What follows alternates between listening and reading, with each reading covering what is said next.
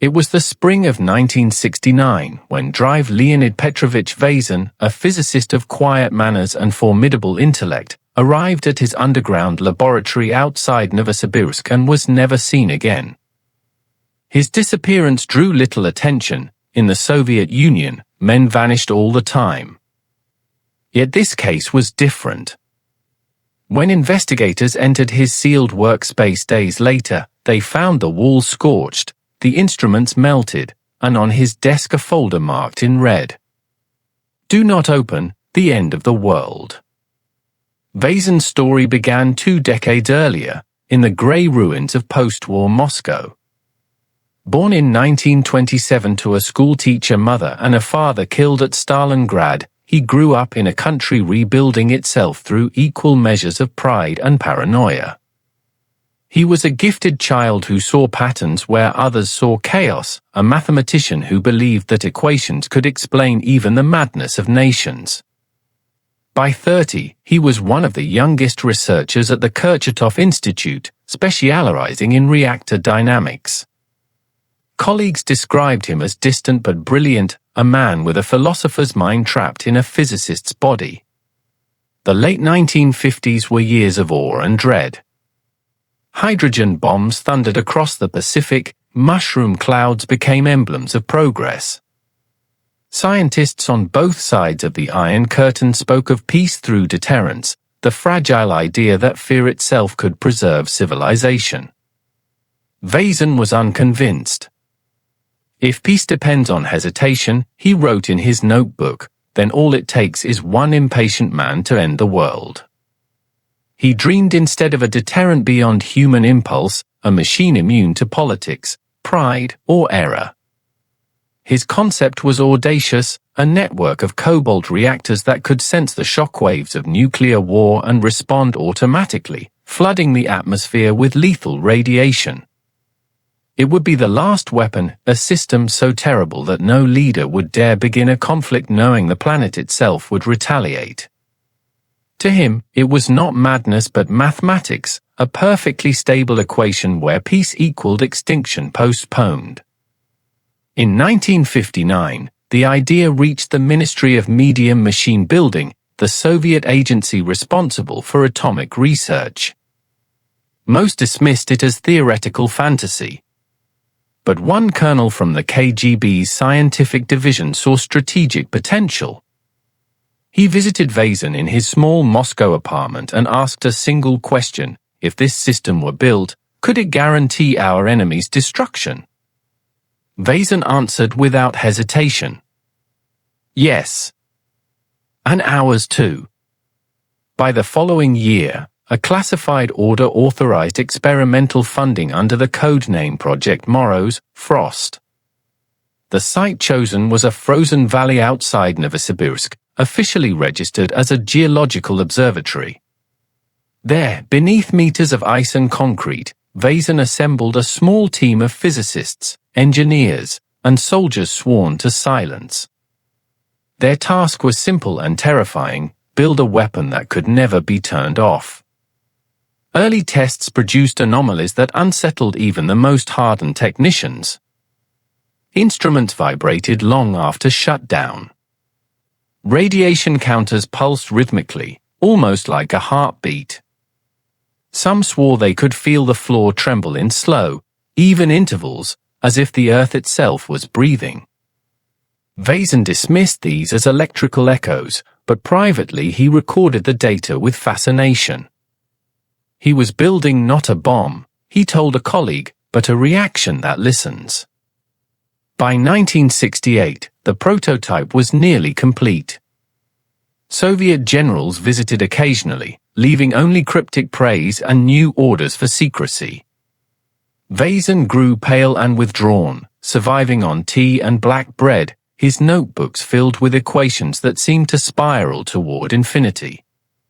When asked what drove him, he said only, peace through certainty. Then, on a quiet March morning in 1969, he entered the core chamber for what he called as final synchronization. Minutes later, the lights flickered, and the monitors went dead.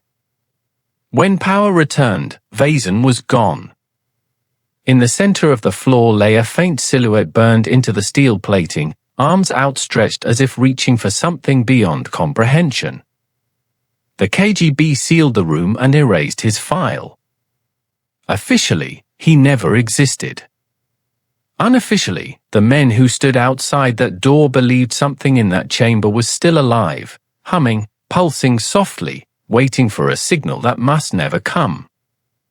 To understand why men like Leonid Vasin were allowed to chase nightmares, one must remember the world that built them.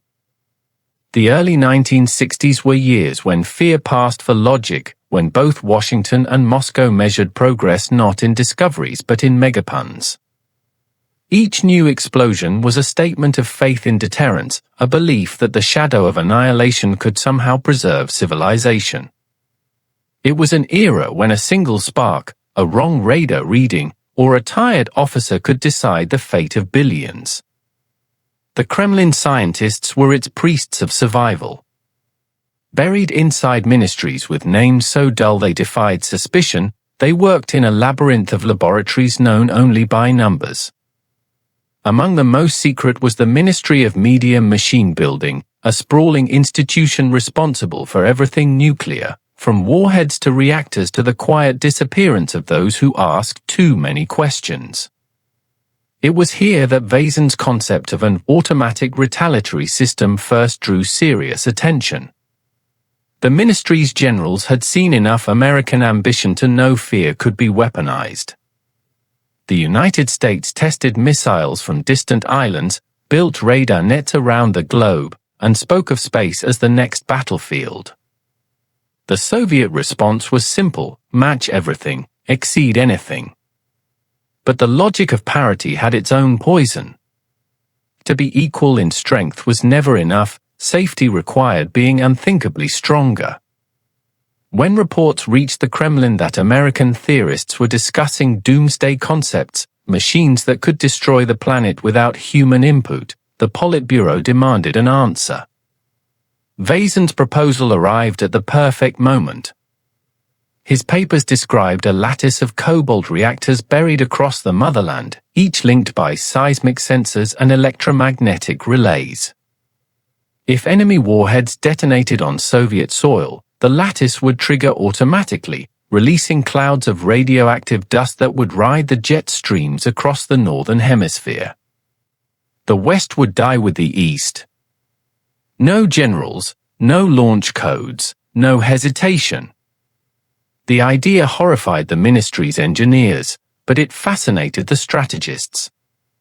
One advisor called it the ultimate equalizer. Approval came not as a meeting or a signature but as silence, a telegram authorizing a containment project of indefinite classification.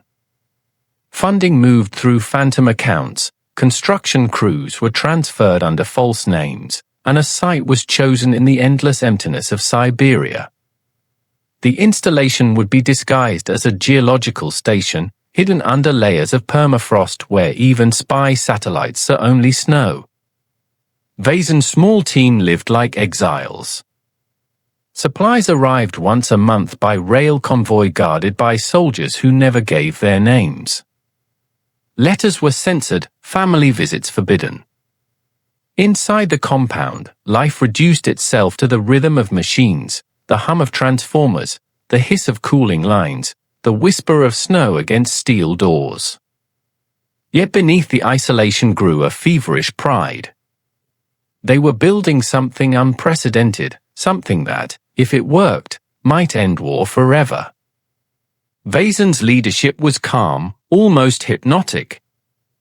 He never raised his voice, never threatened, never praised. He inspired by conviction alone, convincing even the most skeptical technicians that they served not death but preservation. "This is not a bomb," he told them one night in the mess hall, his face lit by the orange glow of a single bulb. "It is a mirror. When mankind looks into it, it will see its own limits." Still, unease simmered below the surface. Instruments behaved strangely, producing data no one could explain. During reactor calibration, monitors would spike and fall as if responding to invisible interference. Some believed the cobalt lattice was resonating with distant vibrations, earthquakes, solar flares, even radio transmissions. Vasin dismissed the anomalies as technical noise, but his notebooks filled with sketches of waveforms labeled responses.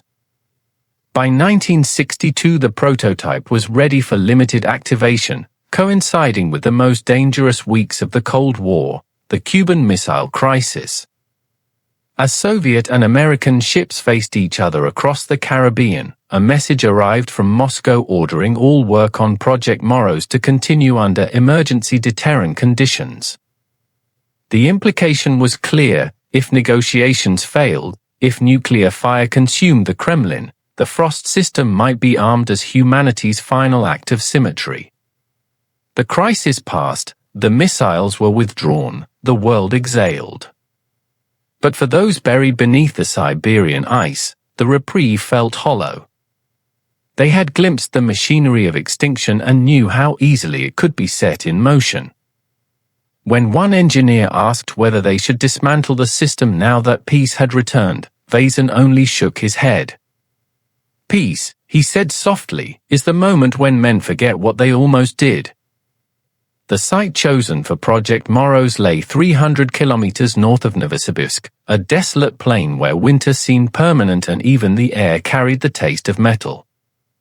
Officially, it was a geological survey station, a place where no curious civilians would wander and no foreign reconnaissance plane would waste a photograph. Beneath the frozen ground, however, stretched a maze of reinforced tunnels and laboratories, carved by miners who were told they were preparing a deep seismic monitoring center. Only a handful of men knew the truth, and most of them wished they did not. The facility descended layer by layer into silence. At its core stood the cobalt reactor array, a ring of cylindrical chambers surrounded by meters of shielding, connected through cables thicker than a man's arm. Above it hung a tangle of monitoring equipment, analog oscilloscopes, cathode screens, and the endless hum of generators that never slept. The deeper the scientists went, the more the outside world seemed to fade. Letters took weeks to arrive and were always half-blacked by censors. Newspapers came stripped of dates.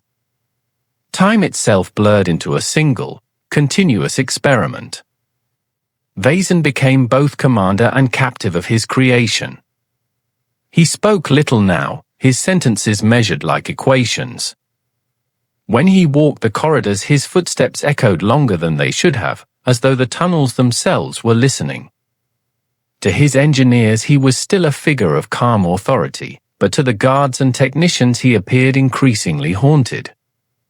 Some nights he remained alone in the reactor hall, sitting by the main console long after the others had gone to the barracks, staring at the dials as if waiting for them to speak. The tests that began in 1963 were cautious. A single chamber was energized with trace cobalt-60, its response recorded through layers of shielding. At first everything followed theory: heat, pressure, decay rate. Then, during one midnight calibration, the instruments began to pulse in a slow rhythm unrelated to any input. It was faint, just above the noise threshold, but steady, one oscillation every 4 seconds. The technicians froze. When they shut down the power, the pulse continued for nearly a minute before fading into silence. Vasin called it an after-resonance effect. He ordered the data logged and forbade discussion. Rumors spread anyway. Workers whispered that the system was alive, that it could sense movement or emotion. A machinist claimed that when he approached the array his wristwatch stopped. Another swore he heard a deep humming in his chest, as though his heartbeat were being echoed back to him. The KGB liaison assigned to the project dismissed these stories as fatigue, yet even he began requesting rotation out of the night shift. No one wanted to be in the reactor chamber after midnight. The years blurred into a procession of technical victories and moral defeats. The device grew larger, more complex, fed by endless convoys of lead-lined crates. Each success pushed Vasin deeper into solitude. He stopped attending Moscow conferences, refused medals, ignored orders to produce progress reports. His diary, later found in fragments, recorded a mind slipping between scientific precision and philosophical obsession. "It listens," he wrote. "It does not sleep. It remembers vibrations that do not belong to this world." By 1966, the prototype lattice could simulate a chain reaction strong enough to contaminate half of Asia. The military observers who visited the site left pale and silent, aware they had witnessed something that should never be built. Yet the bureaucracy demanded completion, the budget doubled, new tunnels were drilled. Vasin complied without protest. He no longer believed he was serving the state. He believed he was serving logic itself, an equation that, once solved, would end the need for war. Outside the compound, Siberia endured another brutal winter. The scientists scarcely noticed. Snow buried the access road, and the horizon vanished into white haze. Within the facility the air smelled of ozone and oil, the lights flickered as the generators strained against the cold. When the cobalt cores reached stable output for the first time, a cheer rose through the control room, a sound half triumph, half disbelief. For a brief moment even Vasin smiled. Then the pulse returned, stronger than before, shaking the instruments with a slow, deliberate rhythm. Technicians stared at one another, waiting for orders. Vasin stood motionless, listening. Finally he whispered, "It is awake." No one knew whether he meant the machine or something else entirely. From that night forward, the hum never fully stopped. Beneath the Siberian ice, Project MOROZ had found its heartbeat. By early 1969, the installation at Novosibirsk had become a world unto itself, a secret city of snow and silence. Above ground, the landscape was barren and endless, the horizon broken only by skeletal watchtowers and the slow glide of floodlights through the mist. Below, in the dim tunnels, men worked without windows, guided by clocks that no longer seemed to match the sun. The deeper they went, the more the air thickened with dust and radiation, the more they forgot the difference between days and years. Project MOROZ was almost complete. The cobalt lattice now spanned 3 levels of the facility, interconnected through thousands of relay lines. The system's final calibration was scheduled for March, an event meant to synchronize every core into a single network. Once armed, it would become what the Soviets called a retaliatory environment, a mechanism that would respond automatically to nuclear aggression. For Vasin, it was the culmination of a decade of work, a triumph that filled him with both pride and dread. He had succeeded too well. In the final weeks, the atmosphere in the compound shifted. Technicians whispered about the low hum that had become constant, a sound that no one could trace to any machine. It vibrated through the floor and the walls, subtle but insistent, as though the facility itself had developed a pulse. The Geiger counters registered tiny spikes at random intervals, as if the radiation itself were breathing. Some men refused to sleep in the dormitories closest to the core chamber. Others began drinking heavily, despite the strict prohibitions. Even the guards stopped their usual chatter, speaking only in hushed tones. Vasin grew increasingly remote. He slept in his office, ate little, and wrote obsessively in his notebooks, pages filled with tangled equations that defied translation. A few entries read more like prayers than scientific notes. If humanity cannot master fear, then fear must master humanity. His assistants began to fear him, not for what he might do, but for what he might unleash. The night of March 4th arrived without ceremony. Outside, the temperature had dropped to -30. A thin curtain of aurora shimmered above the snowfields, green and violet ribbons twisting across the stars. At 11:40 p.m., the power grid experienced its first surge.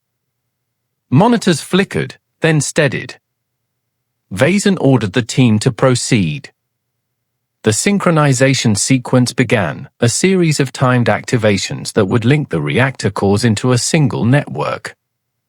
Each pulse echoed through the tunnels like a heartbeat, slower, deeper, louder. At 1:03 a.m., the lights dimmed again. This time they didn't recover. The entire facility fell into darkness. Emergency systems failed one after another. In the control room, the scientists worked by flashlight, shouting readings over the static of dead radios. Deep in the reactor chamber, the humming rose to a deafening rhythm, mechanical, deliberate, almost human. Some claimed later it sounded like breathing. Then, just as suddenly as it began, the noise stopped. For several minutes, nothing moved but the frost forming on the consoles. When power finally returned, the monitors showed only scrambled waveforms, a blur of noise and light. Vasin was gone. His chair lay overturned beside the console, his thermos spilled across the floor. The cameras in the chamber showed nothing but fog. A security team was dispatched within the hour.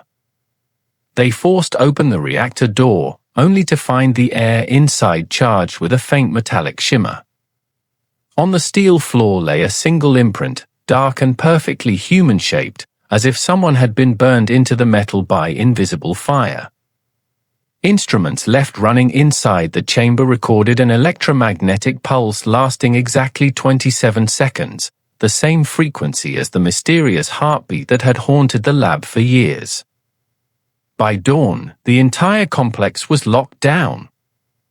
The KGB sealed every entrance, confiscated every document, and evacuated the surviving personnel to other cities under new identities. The official report listed the cause as an industrial accident due to equipment malfunction. No public record mentioned Leonid Petrovich Vasin again. But the soldiers who stood guard that morning spoke of something the report could not contain. They said the lights in the reactor hall continued to flicker long after the generators were cut, glowing faintly from within the sealed chamber, as if some unseen mechanism was still alive, waiting for a command that would never come. In the aftermath of the March incident, the Soviet state did what it always did best: it buried the evidence. The entrances to the MOROZ facility were sealed with concrete, its rail spur dismantled, its coordinates erased from official maps. Workers who had served there were reassigned to other research sites under new identification numbers. Some were sent as far as Kazakhstan or the Arctic Circle. A few were quietly discharged and disappeared into anonymous lives. None were permitted to speak of what they had seen. Within weeks, Dr. Leonid Vasin became a ghost. His personnel file was recalled to Moscow and shredded under KGB supervision. University records were altered to list him as deceased in a laboratory fire from 1958. Even the letters he had written to his mother were confiscated. It was as though the man had been carefully unwritten from history. The project itself was redesignated under a different name and hidden among thousands of routine budget entries. On paper, Project MOROZ had never existed. For nearly 20 years, the silence held. The Cold War deepened, crises came and went, the world inched through an uneasy peace. But in a handful of restricted archives in Moscow and Tomsk, references to a retaliatory lattice continued to appear in classified memoranda. The descriptions were brief and cryptic: automated response array, C-system continuity project, perimeter defensive logic. Those who read them often assumed they referred to early warning radars or communication relays. Only a few older officials, veterans of the 1960s weapons programs, recognized the ghost behind the terminology.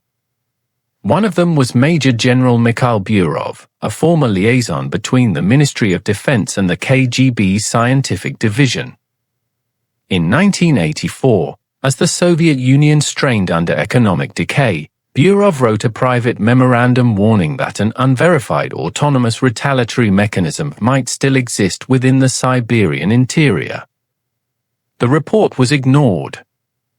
That same year, a new system entered operational service, a network designed to ensure automatic nuclear retaliation in the event of a decapitation strike.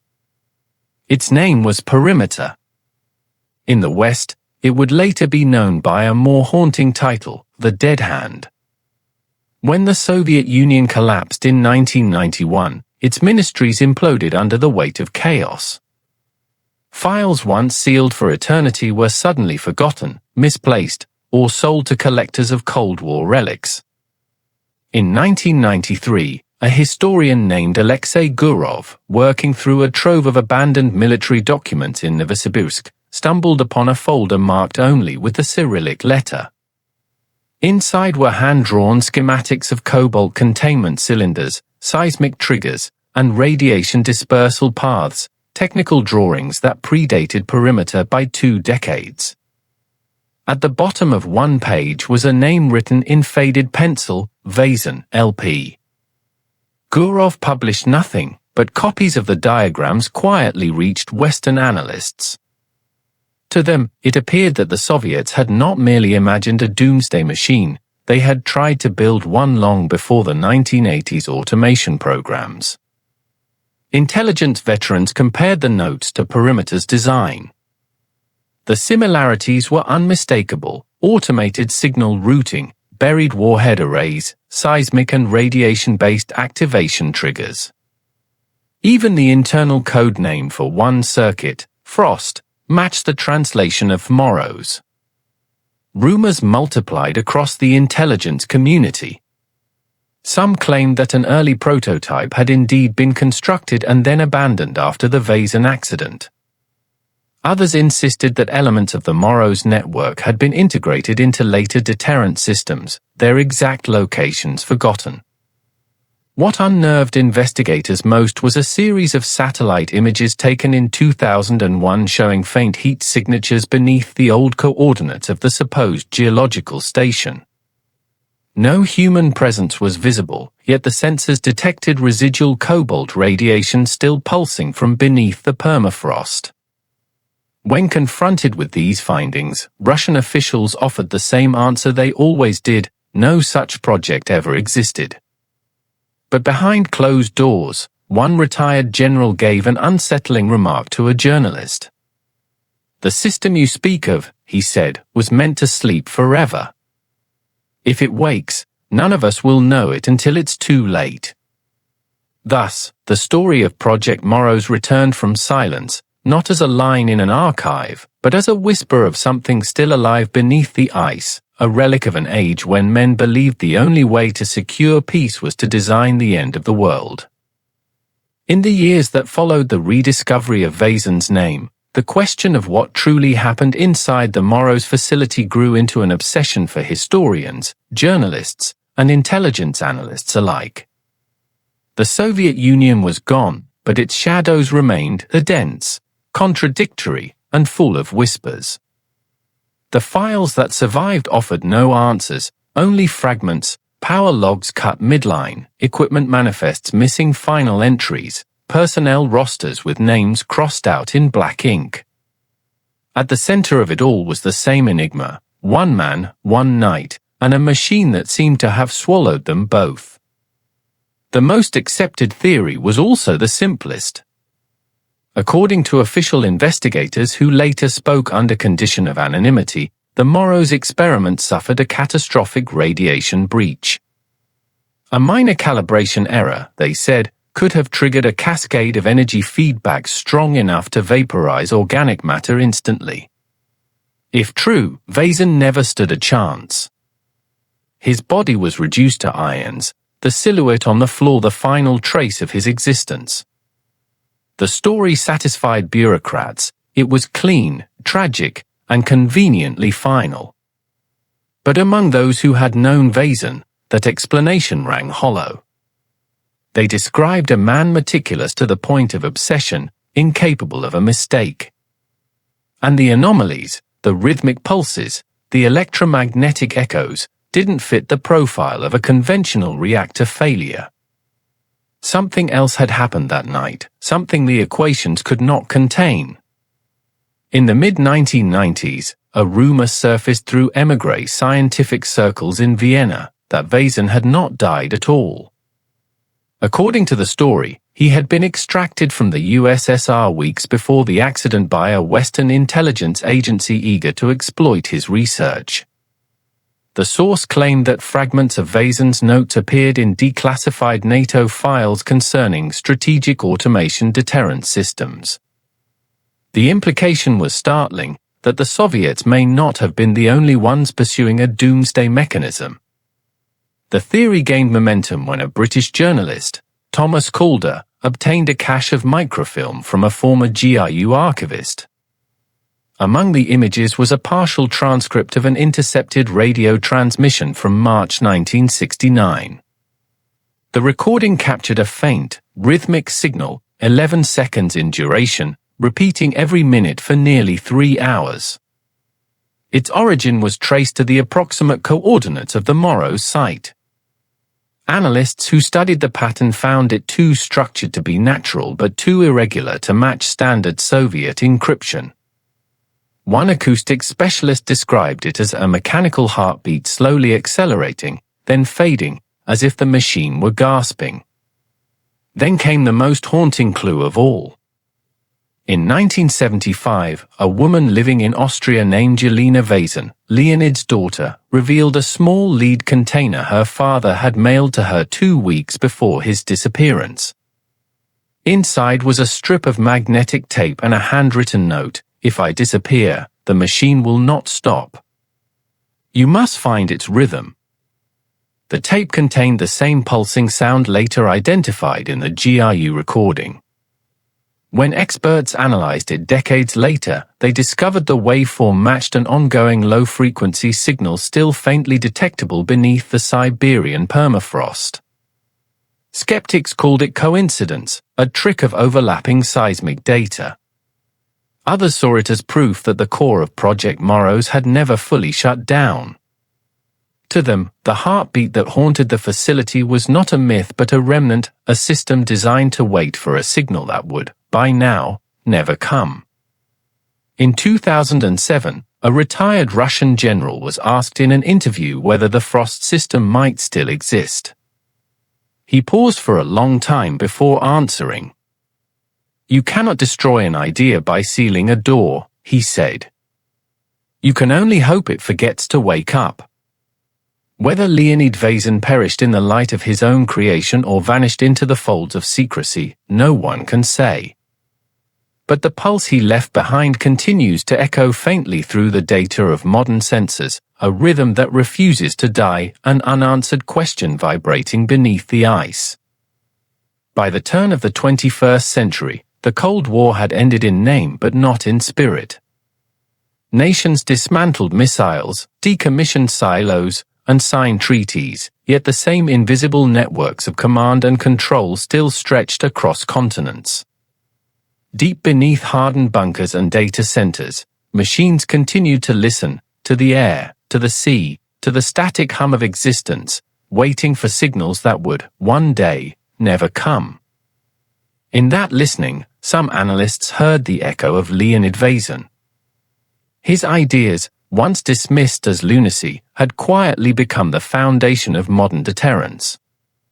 The dead hand system that replaced Project MOROZ remained operational well into the 1990s, a sprawling web of sensors, radio links, and launch controls designed to guarantee retaliation even if no human survived to issue the command. American strategists studied it with a mixture of awe and horror. Behind its circuitry lay Vasin's principle in perfect form: peace enforced not by trust, but by certainty. Machines had inherited the burden of judgment. In academic circles, historians of science began calling this philosophy the doctrine of inevitability.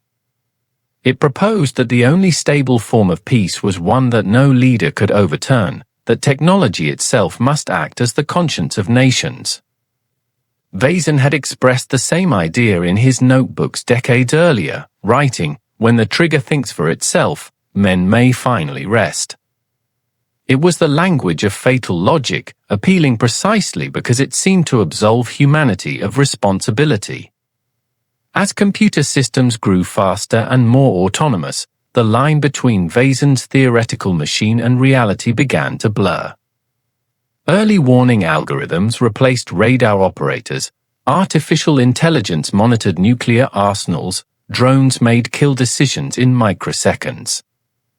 Government spoke of safety, efficiency, reduced risk of human error. But to those who remembered the frozen tunnels of Siberia, it all sounded like history repeating, a quieter, subtler version of the same dream that had consumed Leonid Vasin. In 2012, a declassified Pentagon study titled Automated Strategic Deterrence Systems acknowledged for the first time that both superpowers had experimented with closed-loop retaliation logic. One paragraph, buried deep within the report, mentioned an unnamed Soviet physicist whose early work in autonomous continuity assurance influenced later Western designs. The citation led nowhere, but to those familiar with Cold War folklore, the ghost behind the phrase was unmistakable. Meanwhile, scientists analyzing the Siberian region that once housed Project MOROZ continued to detect intermittent low-frequency pulses beneath the permafrost, weaker now, but still rhythmic. Satellite sweeps recorded faint electromagnetic surges coinciding with geomagnetic storms, as though some ancient mechanism was responding to the heartbeat of the planet. The data were inconclusive, yet eerily familiar. One British physicist who reviewed them remarked, "If it's real, it's the loneliest machine on Earth, still waiting for a war that ended decades ago." Philosophers of technology began to see Vasin not as a villain but as a prophet of modern logic. In an age of self-driving weapons and algorithmic governance, his question echoed louder than ever: if machines make perfect decisions, what role remains for conscience?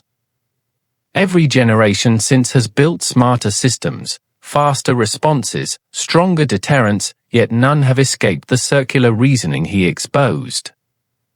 To ensure peace, we create the means of our own destruction and then trust the machinery to restrain itself. In the end, Vasin's greatest contribution was not the machine he built, but the mirror he held up to civilization.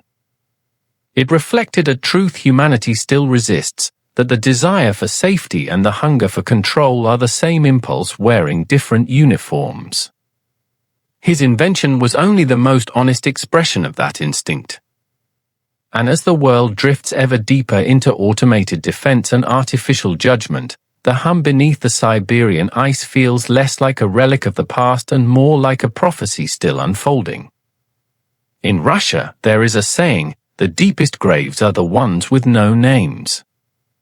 Half a century after the night he vanished, Leonid Petrovich Vasin remains one of those nameless graves, a ghost who lingers not in soil but in circuitry, not in monuments but in the quiet hum of machines he inspired. His story has become a myth whispered by soldiers, scientists, and the dwindling generation who remember the age of iron and fear. Some call him a visionary. Others, a madman who tried to give death a voice. Yet none can deny that his shadow still stretches over the modern world. In the years following the Soviet collapse, teams of researchers attempted to locate the ruins of the MOROZ complex. Most expeditions returned empty-handed, their satellite coordinates yielding only snowdrifts and twisted steel. One group, led by a former Russian engineer in 2004, claimed to have found a ventilation shaft sealed with welded plates. Instruments detected residual cobalt radiation below, weak but steady, too stable, they said, for a natural source. Before further excavation could begin, military helicopters arrived without markings and ordered the team to withdraw. The site was reburied beneath tons of gravel within days. To the public, the incident was forgotten. But within circles of Cold War historians, it reignited debate. Was the machine still there, sleeping beneath the permafrost? Could a fragment of the Moroz lattice still hum with life, powered by decaying cobalt long past its half-life? No one could prove it, and perhaps that was the point. The power of the myth lay in uncertainty. Vasin had built something so terrible that even its absence frightened those who tried to erase it. Over time, the legend grew more human. In the early 2010s, fragments of his journal surfaced through anonymous leaks, pages filled with precise calculations beside sentences that read like confessionals. A machine without mercy may be the only one capable of peace, one line read. Another simply said, "I hear it breathing when I close my eyes." To those who read them, Vasin seemed less a monster than a man consumed by logic, trapped between faith in reason and fear of its consequences. His philosophy endures, whether the world admits it or not. Every satellite orbiting Earth, every automated missile warning, every algorithm trained to predict threats is a descendant of his idea, the conviction that human survival depends on surrendering choice to the systems we build. The hum beneath Siberia is no longer just a rumor of one machine. It is the low vibration of a civilization that still believes safety can be engineered, that peace can be coded.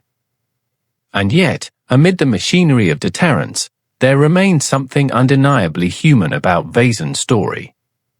He was not trying to destroy the world, he was trying to save it from itself. His sin was believing that logic could replace conscience, that equations could carry the weight of morality. In that sense, his experiment continues not underground, but in every laboratory and defense program that pursues the same dream: control without compassion, peace without choice. If there is anything left of him, it is not bones or ash, but an idea that when men cannot be trusted with power, they will give it to their machines instead. Somewhere beneath the snow, the pulse of Project MOROZ may still linger, faint and patient, like a heart that refuses to stop beating. Perhaps it waits for the war it was meant to end. Or perhaps it already won, teaching humanity the cruelest lesson of all, that the line between salvation and annihilation is as thin as the silence that follows when the lights go out.